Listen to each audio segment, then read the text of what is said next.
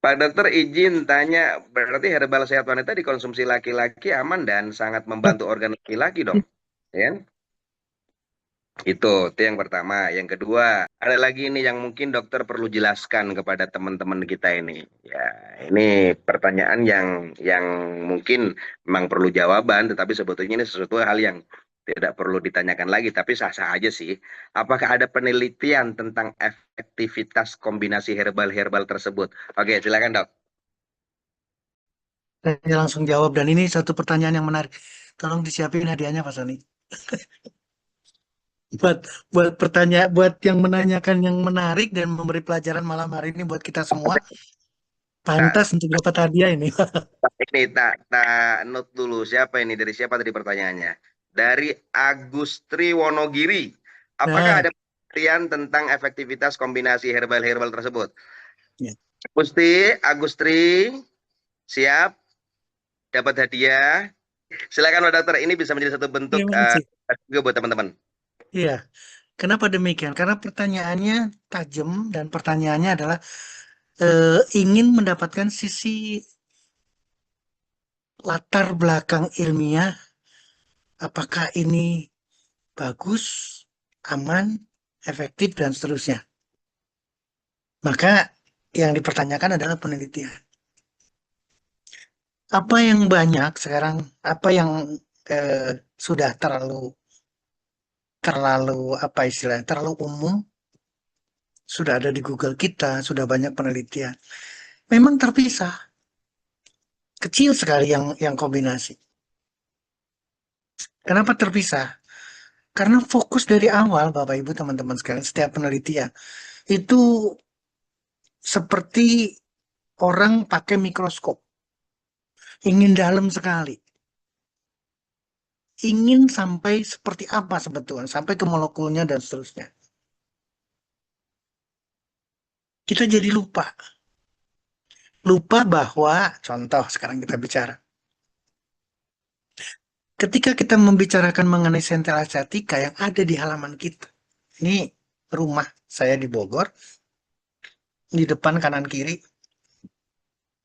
selain tempat langkah kaki untuk masuk ke pekarangan rumah, rumput, selain rumput itu sentra asiatica. Kalau kita ngelihat seperti itu, berarti dia mirip dengan apapun, entah itu rumputnya, entah itu sayurnya. Kenapa dia hadir seperti Pak Sony sampaikan? Hadir untuk kita, untuk orang tua kita yang tidak susah-susah. Dia tinggal ngambil di depan halaman kita. Pegagan itu atau antanan itu mau dikonsumsinya seperti apa terserah. Mau langsung dilalap, diambil langsung makan, atau dikeringkan. Ini jadinya dia diekstrak nanti kebaliknya ke produknya atau dijadikan minuman atau cairan kombinasi dengan dan seterusnya. Demikian juga dengan temulawak, gampang ada di dapur kita, ada di rumah kita, ada di pasar tradisional bukan pasar obat. Nggak perlu harus di toko obat yang luar biasa, nggak usah. Artinya apa? Sedemikian bebas Bapak Ibu, Pak Agus. Demikian juga dengan buah noni. Buah noni ada di depan rumah. Bahkan buahnya aja mungkin tergeletak begitu saja di apa namanya, dibiarkan sampai busuk. Padahal sudah diciptakan oleh Yang Maha Benar dan tidak mungkin melakukan suatu kejelekan, tidak mungkin menghasilkan kejelekan. Artinya apa, Bapak Ibu? Jangankan dikombinasikan satu persatu saja, itu tidak ada kejelekan sama sekali. Oke, sekarang saya perumpamaan yang lain, Bapak Ibu. Apakah toge ada di depan rumah kita? Atau di rumah kita ada toge? Ada. Gampang dapatnya gampang. Apakah kangkung? Sama dong. Apakah kelapa yang diparut? Susah? Tidak. Apakah kacang kedelai? Sama. Apakah jagung sama? Gampang semuanya. Ada jeleknya nggak?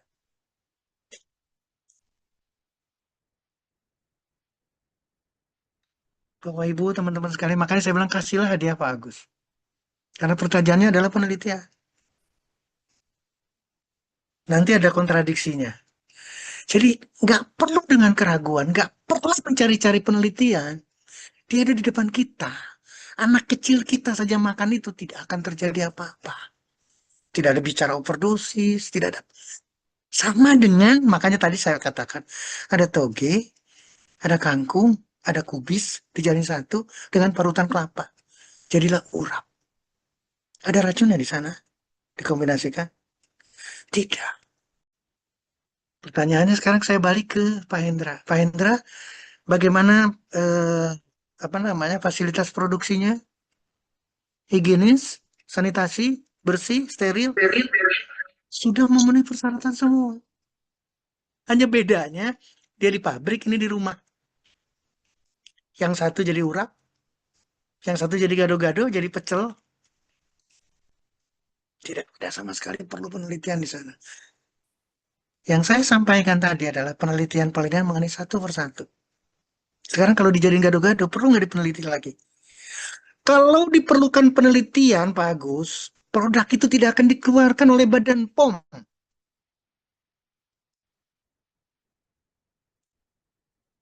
Ketika Badan POM keluar dan keluarnya adalah dalam bentuk TR tradisional, maka itu mutlak. Itulah pertanyaannya sekarang balik lagi. Ini hadiah kedua berarti nih. Dok, kalau gitu nisaker pada laki-laki bisa hebat. Mendingan nggak usah tanya konsumsi. Lihat kandungannya di nisaker adalah kurkuma sedoria. Manjakan adalah ada negatifnya sama sekali. Jangankan yang kita diskusikan sekarang, Bapak Ibu. Tembakau pun yang dihadirkan untuk jadi apa namanya serutu, serutu saya bicara ya. Daun tembakau difermentasi, sederhana, digulung-gulung jadilah serutu. Harganya berapa? Bukan rokok saya bicara, tapi daun tembakau. Artinya apa Bapak Ibu di daun tembakau? Biasa manfaatnya. Daun tembakau. Lalu bagaimana dengan daun ganja, Dokter Stio? Kita belum, masih ragu. Tapi Thailand, Bangkok, di pasar daun ganja. Kenapa demikian? Bermanfaat.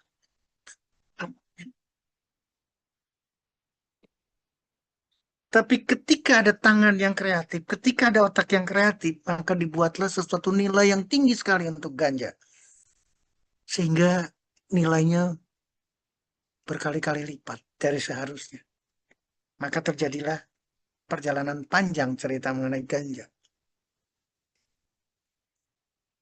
Nah, sekarang karena kebetulan saya dari tahun 89 sampai hari ini di industri farmasi, saya di industri farmasi dari tahun 89 sampai hari ini, kenapa obat harus dengan penelitian? Dari mulai fase 1, fase 2, fase 3, fase 4. Karena bahaya Bapak Ibu. Karena mematikan Bapak Ibu. Karena selalu akan disertai dengan efek samping. Saya kepala bagian Pharmacovigilance Sampai Pharma.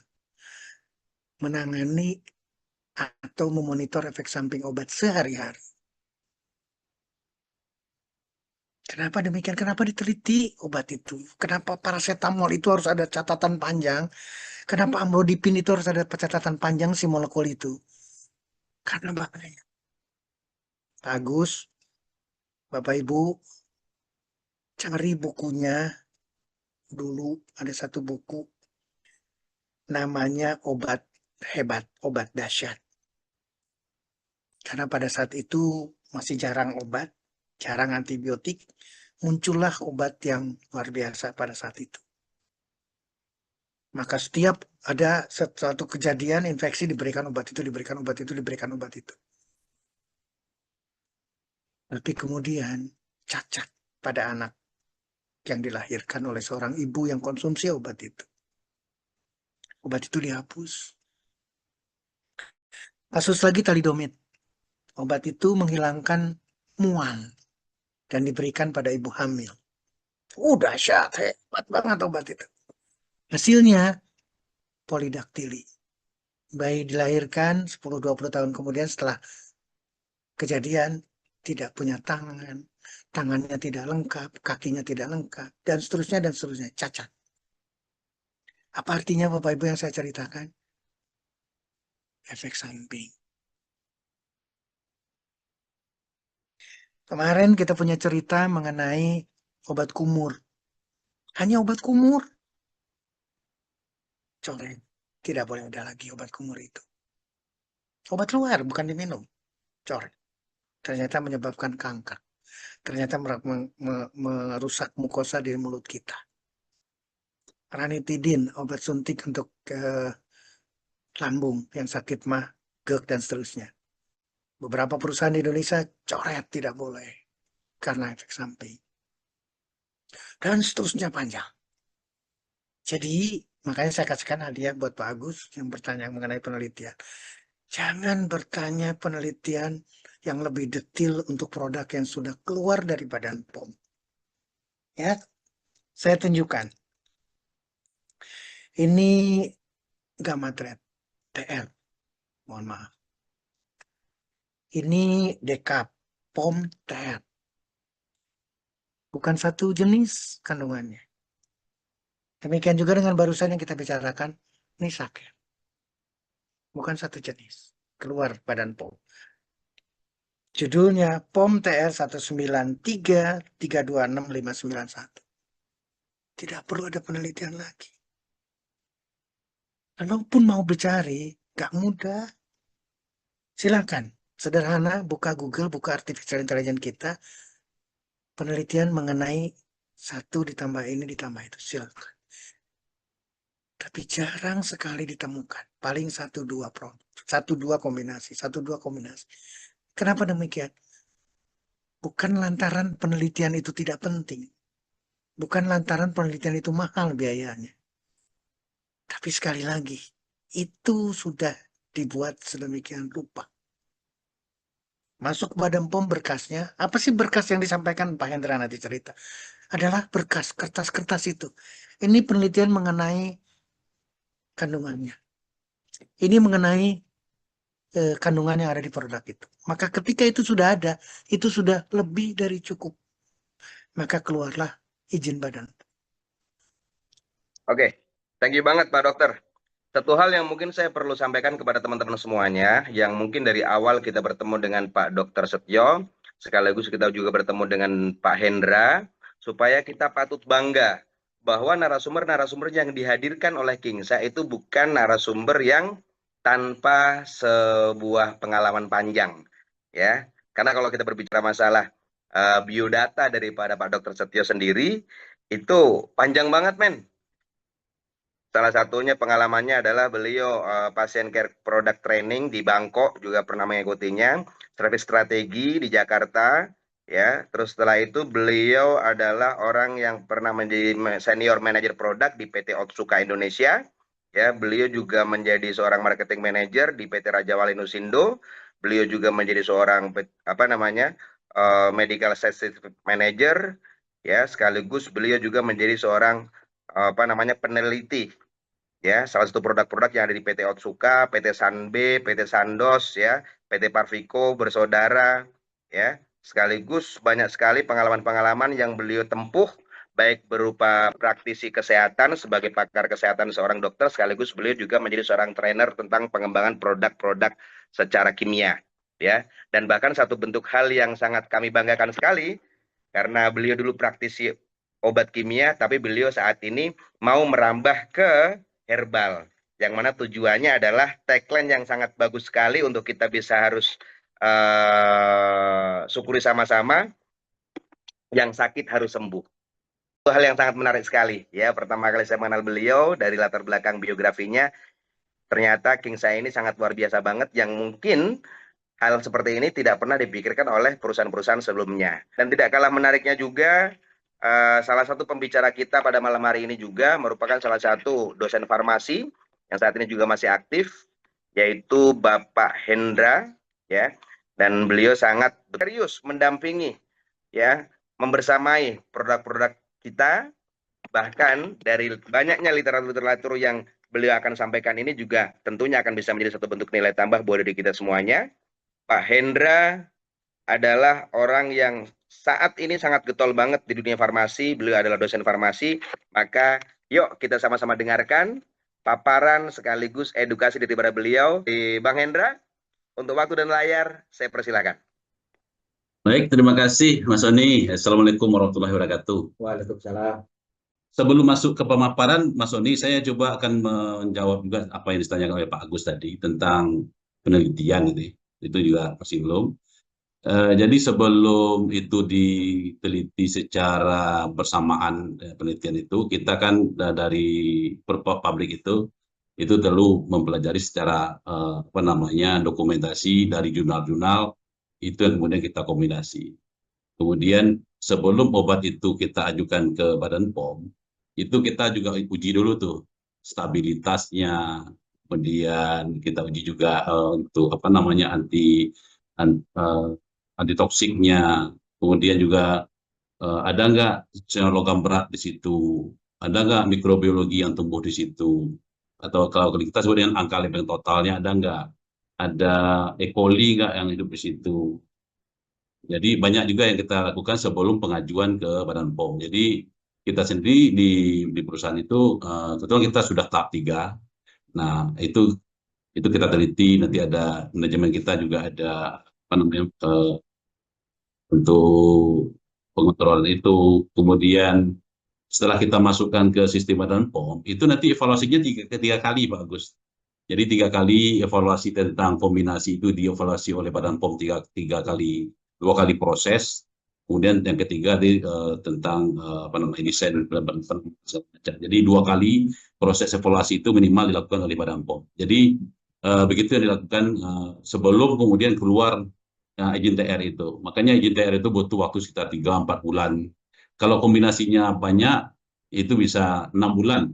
Ada yang saya tahu, saya punya produk namanya baking, itu 1 tahun lebih baru keluar apa namanya registrasinya. Seperti itu. Dan melastin itu 1 tahun lebih juga. Ya, jadi karena apa namanya diteliti lebih jauh, kemudian baru dia dikeluarkan. Demikian pengamanan yang dilakukan baik dari pabrikasi, kemudian juga dari regulator sebelum produk itu kemudian diluncurkan dan dikonsumsi oleh pasien. Itu Mas Soni, Pak Agus untuk itu. Kemudian ada lagi pertanyaan saya yang kedua yang juga adalah tentang efek samping. Efek samping, sedikit membicarakan tentang efek samping. Jadi tadi saya sampaikan juga Dr. Setio bahwa obat kimia itu punya efek samping. Sering bicara efek samping, efek samping. Tapi herbal nggak ada efek sampingnya. Ada efek samping herbal. Ya, jadi apa efek samping herbal itu adalah biasanya tidak tepat guna. Misalkan obatnya gini, obatnya adalah obat untuk melancarkan daya seni. Misalkan kumis kucing, misalkan tempuyung, misalkan gitu ya. Kemudian jubeling. Itu dikonsumsi malam hari. Nah, itu penggunaan yang salah. Ini efek sampingnya apa? Nggak bisa tidur karena sering keluar ke pipis terus kan, jadi nggak bisa tidur. Jadi itu efek sampingnya, jadi penggunaan yang tidak tepat.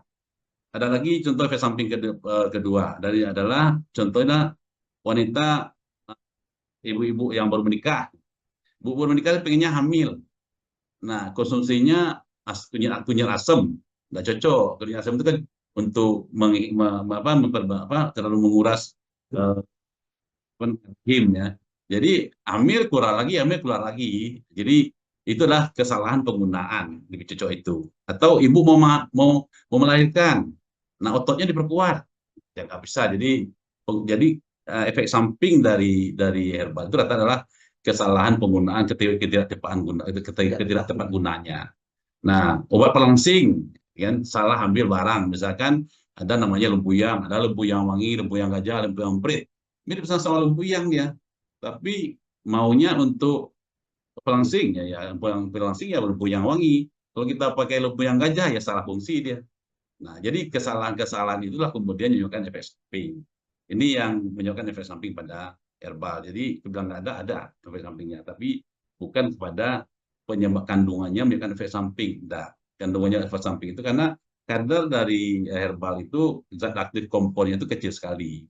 Makanya herbal itu berbeda dengan kimia. Kimia satu tablet diminum hari ini, setengah jam lagi dia bereaksi karena kadarnya yang tinggi, tapi efek sampingnya tinggi. Nah, kalau herbalnya, dia penggunaannya rutin terus-menerus, terjadi kumulatif, baru muncul efek di situ. Makanya penggunaan herbal ini nggak bisa satu kali minum langsung pecer. Tuh, di sana masalahnya. Makanya untuk produk-produk yang untuk seksualitas pria, maunya pria ini kan minum satu kapsul, ceplong. Di herbal nggak ada, di kimia ada. Tuh, jadi harus telaten ya, minum 1 minggu. Jadi cukup panjang sehingga terjadi kumulatif, baru dia muncul reaksi di situ. Jadi kalau herbalnya untuk cas pleng, satu kali minta herbal, satu kali konsumsi langsung cas pleng, temu pusing juga kita itu tersetio untuk memikirkannya kan, gitu. Jadi seperti itu kira-kira. Jadi kalau ada yang cas pleng seperti itu, biasanya kondisinya ditambahkan namanya BKO, bahan kimia obat. Nah, itu berbahaya. Jadi tidak boleh ada di herbal ini bahan kimia obat. Nah, itu. Jadi di kita ya, kita teliti lebih lanjut senyawanya apa. Kemudian untuk meningkatkan kualitas itu kita campuri ekstrak. Nah, ekstrak atau proses metodenya itu kita rubah sehingga kadarnya lebih tinggi, efeknya cepat. Nah, itu bedanya itu. Jadi kita pikirkan bagaimana cara supaya senyawa aktif yang ada di tanaman itu dia aman, kemudian jumlahnya cukup besar, dan tidak boleh juga kita murnikan. Kalau kemurnikan nanti kembali lagi ke obat dia. Efek sampingnya tinggi juga, dia sama aja. Jadi kalau di tanaman atau di hewan itu zat-zat aktif itu dia saling nopang. Kalau kita contohnya ada dulu misalnya apabila kita minum masuk lalat ke dalam minuman, dua pilihan kita ditancapkan sekalian ditanamkan nyamuknya lalatnya ke dalam air supaya apa? Supaya antioksidan toksinnya itu bermain. Jadi biasanya kalau di kanan itu yang apa namanya anti racunnya, kirinya racunnya. Ditancapkan sekalian atau dibuang sekalian. Jadi seperti itu kerja dari sistem alam ini. Jadi saling sinergi dia seperti itu. Jadi kenapa di herbal itu efek sampingnya ada? Karena ada senyawa yang juga menahan efek sampingnya itu. Nah, kalau dia dimurnikan kembali senyawa kimia. Jadi paling maksimal ya diekstrak kita standarisasi. Nah, kenapa herbal itu efek sampingnya boleh katakan cuma kesalahpenggunaan, tidak tepat waktu penggunaan, gitu. Itu kira-kira yang menyebabkan efek sampingnya kalau yang terjadi. Demikian Pak Agus untuk pertanyaannya.